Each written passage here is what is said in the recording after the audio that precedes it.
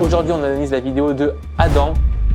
C'était assez stressant parce que évidemment on se met la pression toujours. Tu as fait quelque chose d'extrêmement bien. Est-ce qu'ils comprennent? Et je te jure que là ça me stresse à un point. Ça crée toute la tension là.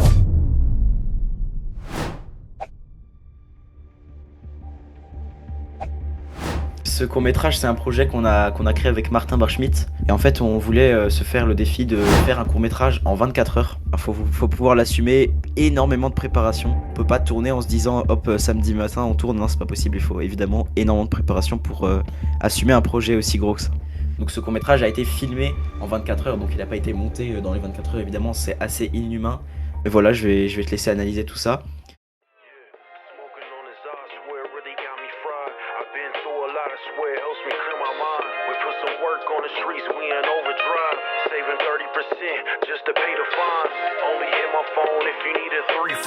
We making business moves, everyone is justified. My old lady dialed me up like when you coming home.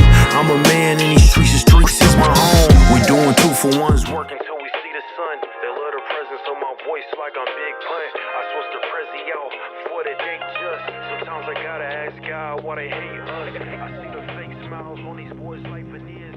I've been counting up, cause it's my golden year. Papa hates the face.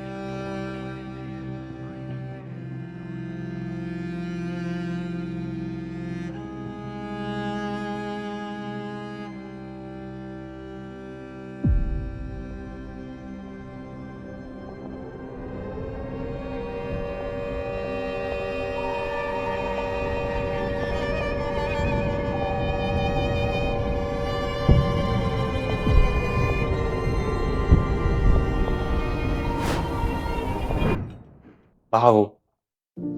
Déjà, c'est hyper qualitatif. Premier point, le scénario. Je vais difficilement pouvoir en dire quelque chose, parce que j'avais déjà regardé le court-métrage, et j'avais aussi regardé tes making-of que tu as sortis avant le court-métrage, où tu expliquais dedans le scénario. Donc moi, là, comme ça, bah, je comprends.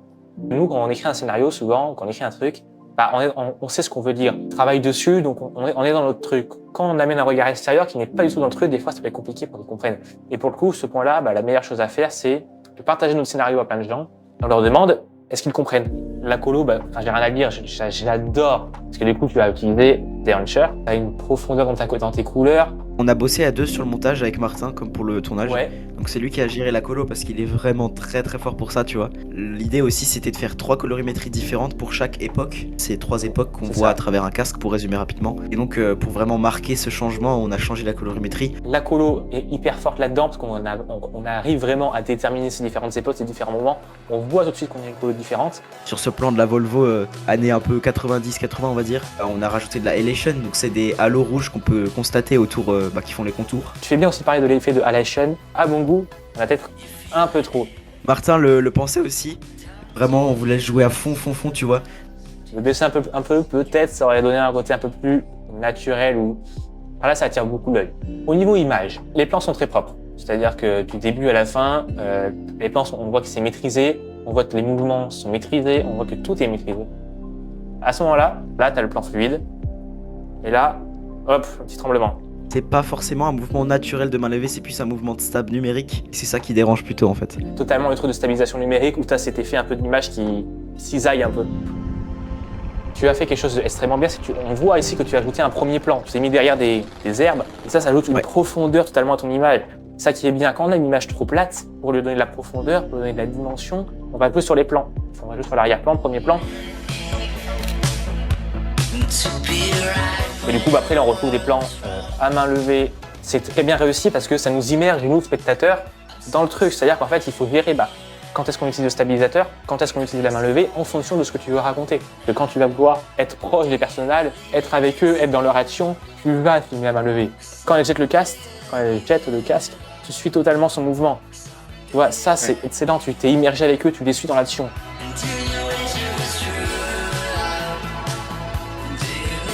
Autre élément, donc tu as filmé en 16:9, et là du coup tu sors un film qui n'est pas en 16:9, tu as fait des bandes noires, format cinéma, où ça se ressent sur certains plans où c'est un peu croppé en haut. C'est sûr qu'à l'avenir, on prendra soit un moniteur avec des bandes évidemment pour avoir le 2.35.1, soit on prendra toujours un peu de recul pour avoir de la marge et essayer de cropper le moins possible, quoi.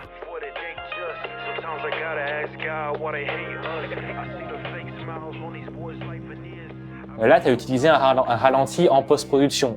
Et c'est vrai que le flux optique se voit et c'est un peu perturbant.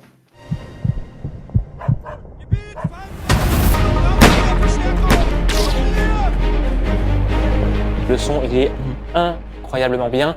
Tu as tous les effets d'ambiance qui ont été ajoutés, qui sont hyper bien ajoutés. Martin, on se connaissait plus jeune et on faisait des courts-métrages pour la passion, tu vois. Et en fait, ça fait qu'il a gardé énormément de sons de guerre. Qu'on avait une banque de sons énorme, sans trop s'embêter à en trouver.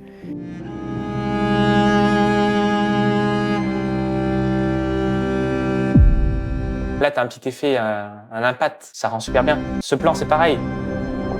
Là, je reviens à l'image, mais c'est la révélation, il est beau. Et le son, pareil, écoutez le son. Ça crée toute la tension, là. On a ce son qui crée la... Il faut le dire et le redire, le son est hyper important dans une vidéo et le son est plus important que l'image. Travaillez au son pour travailler votre ambiance. T'as le son des avions, très classique, mais ça marche. Les VFX, ça aussi, il y a eu un énorme travail de VFX, je trouve ça incroyable. Super bien intégré. Mais on a joué sur le flou de mouvement, sur la déformation des objets pour leur donner une 3 dimensions. Et ce qui nous a vraiment aidé, c'est le flou gaussien. Pour justement, si c'est à l'arrière-plan, c'est flou. Donc on va flouter l'effet visuel, pardon. Voilà, on a rajouté des green screens de balles, des green screens de Mazer Flash, donc des coups de feu.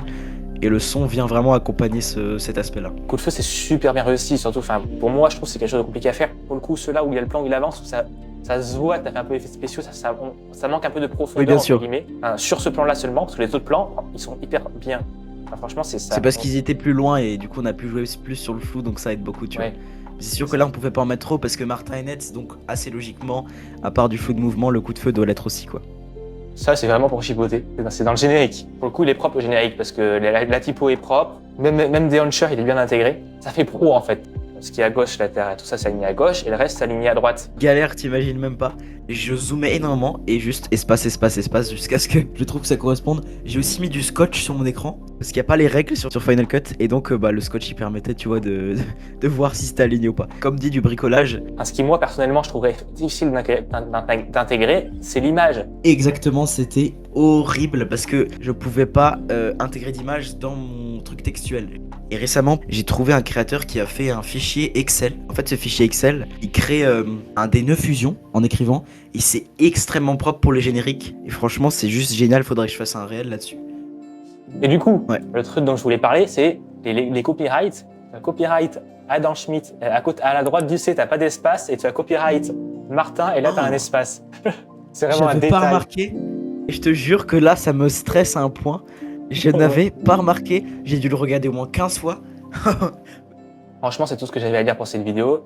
Et puis si les gens veulent en savoir vraiment beaucoup plus précisément, il y a 2 épisodes making of sur ma chaîne YouTube. Mais en tout cas, merci beaucoup de m'avoir invité, ça fait plaisir. Merci à toi, merci de m'avoir envoyé ta vidéo, Adam, c'est très cool de pouvoir en parler. Il faut aussi, vous voulez m'envoyer votre vidéo, c'est simple. Il y a un lien en description vers un formulaire d'inscription. Vous m'envoyez votre vidéo, vous me parlez un peu de votre vidéo. N'hésitez pas à me dire en commentaire ce que vous pensez de ce concept. Merci à vous d'avoir regardé la vidéo en entier. C'était GoVideo. À bientôt.